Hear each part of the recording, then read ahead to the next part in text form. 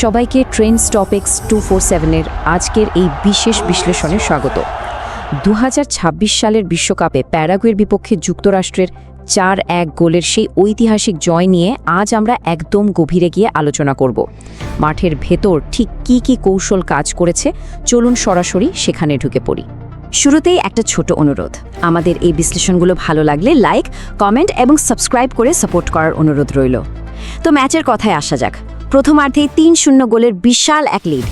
মূলত এই প্রথম 45 মিনিটের অবিশ্বাস্য ট্যাকটিক্যাল মোমেন্টামই কিন্তু এই ঐতিহাসিক জয়ের মূল ভিতটা গড়ে দিয়েছিল। ওকে, বিষয়টা একটু গভীরভাবে বিশ্লেষণ করা যাক। বল পজিশন আর লাইন ব্রেকের পরিসংখ্যানটা একবার খেয়াল করলে পুরো চিত্রটা পরিষ্কার হয়ে যাবে। যুক্তরাষ্ট্রের কাছে বল ছিল 59% সময়, আর প্যারাগুয়ের কাছে মাত্র 28%। কিন্তু আসল চমকটা লুকিয়ে আছে লাইন ব্রেক বা প্রতিপক্ষের রক্ষণভাগ ভেদ করার হিসেবে। যুক্তরাষ্ট্র 223 বারের চেষ্টায় 163 বারই সফল, সেখানে প্যারাগুয়ে 130 বারের মধ্যে পেরেছে মাত্র 60 বার। বোঝাই যাচ্ছে মাঝমাঠে যুক্তরাষ্ট্রের আধিপত্য কতটা নিখুঁত আর ভয়ঙ্কর ছিল। এবার দুই দলের পাসিং অ্যাকিউরেসি আর ওয়ার্ক রেটের দিকটা একটু দেখা যাক। যুক্তরাষ্ট্রের 602টা পাসের মধ্যে 520টাই ছিল একদম নিখুঁত, মানে সফল। অন্যদিকে প্যারাগুয়ে মাত্র 316টা পাস দিয়ে সফল হয়েছে 234 বার। যুক্তরাষ্ট্রের এই দুর্দান্ত পাসিংয়ের পেছনে তাদের ওয়ার্ক রেট বা পরিশ্রমের ভূমিকাটা অসামান্য। বিশেষ করে অ্যান্টনি রবিনসনের কথা বলতেই হয়। তিনি প্রায় 12 কিলোমিটার, আরও নির্দিষ্ট করে বললে 11.93 কিলোমিটার দূরত্ব কভার করেছেন। পুরো মাঠ জুড়ে তার এই নিরবচ্ছিন্ন উপস্থিতি যুক্তরাষ্ট্রের আধিপত্য ধরে রাখতে আক্ষরিক অর্থেই গেম চেঞ্জারের ভূমিকা পালন করেছে। আর এই পরিসংখ্যানটা চমৎকারভাবে বুঝিয়ে দেয় যে উইং বা প্রান্ত দিয়ে আক্রমণ করার ক্ষেত্রে যুক্তরাষ্ট্র কতটা অপ্রতিরোধ্য ছিল। অ্যাটাকিং চ্যানেল এন্ট্রির দিকে তাকালে দেখা যায় লেফট চ্যানেল দিয়ে তারা 30 বার আক্রমণে উঠেছে, যেখানে প্যারাগুয়ে পেরেছে মাত্র 7 বার। রাইট চ্যানেলও একই চিত্র, যুক্তরাষ্ট্রের 27 বারের বিপরীতে প্যারাগুয়ে মাত্র 5 বার। দুই প্রান্ত দিয়ে যুক্তরাষ্ট্রের এই নিরলস চাপ প্যারাগুয়ের রক্ষণভাগকে পুরোপুরি দিশেহারা করে দিয়েছিল। তো এই ওয়াইড চ্যানেল ডমিনেন্সের সবচেয়ে বড় ফায়দাটা কে লুফে নিলেন? ফোলারিন বালোগন। প্যারাগুয়ের রক্ষণভাগের এই ছন্নছাড়া অবস্থার সুযোগ নিয়ে তিনি প্রথমার্ধে 30 মিনিটে এবং ঠিক বিরতির আগে অর্থাৎ 45+5 মিনিটে দুটো দারুণ গোল করে বসেন। ওয়াইড চ্যানেল থেকে আসা ওই নিখুঁত আক্রমণগুলোই বালোগনকে প্যারাগুয়ের পেনাল্টি বক্সে স্পেস বের করে নিতে সাহায্য করেছিল। আর ফিনিশিংটা তো ছিল দেখার মতো। ডিফেন্সিভ দিকটা নিয়েও কথা বলা যাক। এখানে একটা খুব ইন্টারেস্টিং ব্যাপার আছে।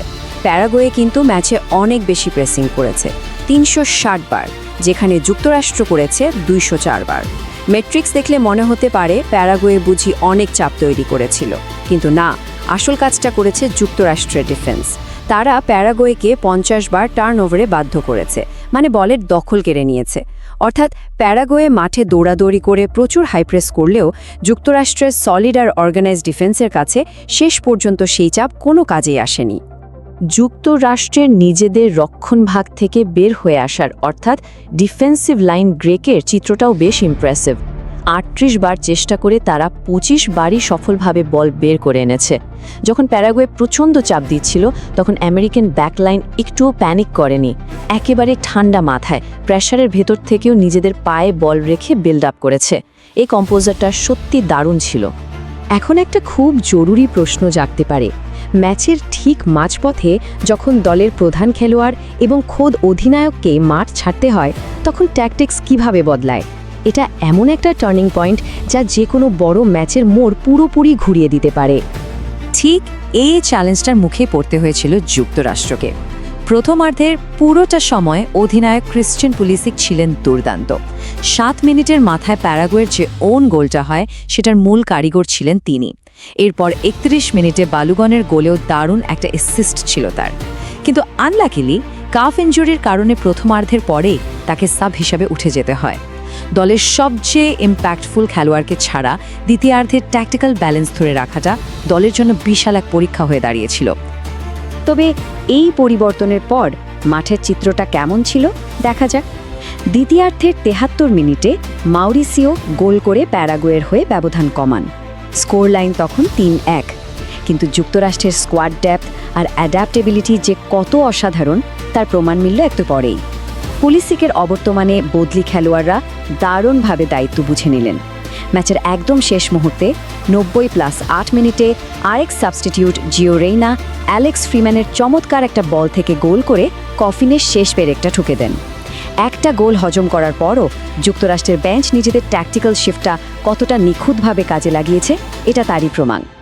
1930 এতক্ষণ দলগত পরিসংখ্যান নিয়ে কথা হচ্ছিল, কিন্তু এই সালটা আমাদের নিয়ে যাবে এক অভাবনীয় ব্যক্তিগত রেকর্ডের দিকে, যা এই ম্যাচটাকে ইতিহাসের পাতায় পাকাপাকিভাবে জায়গা করে দিয়েছে। আর সেই রেকর্ডের রূপকার হলেন ফোলারিন বালুকন। তিনি শুধু প্লেয়ার অব দ্য ম্যাচই হননি, রীতিমতো ইতিহাস করেছেন। 1930 সালের পর এই প্রথম কোনো আমেরিকান খেলোয়াড় বিশ্বকাপের একটা সিঙ্গল ম্যাচে 2টো গোল করার অসামান্য কীর্তি গড়লেন। প্রথমার্ধে তার ওই অ্যাটাকিং প্রেজেন্স আর ঠিক জায়গায় পজিশন নেওয়ার স্কিল, সব মিলিয়ে তার এই অ্যাওয়ার্ড পাওয়াটা ছিল একেবারেই ডিজার্ভিং।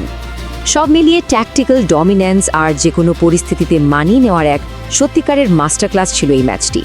এখন সবচেয়ে বড় প্রশ্ন হলো, টুর্নামেন্টের শুরুতেই যুক্তরাষ্ট্র যে অবিশ্বাস্য মোমেন্টামটা পেল, তা কি তাদের গ্রুপ ডির বাধা পেরিয়ে আরও বহুদূর নিয়ে যেতে পারবে? এটা কিন্তু সত্যিই ভাবার বিষয়। আজকের এই বিশ্লেষণটি ভালো লাগলে লাইক, কমেন্ট এবং সাবস্ক্রাইব করে আমাদের সাপোর্ট করার অনুরোধ রইল। ট্রেন্ডস টপিকস 24 সাথেই থাকুন। কথা হবে পরের কোনো আলোচনায়।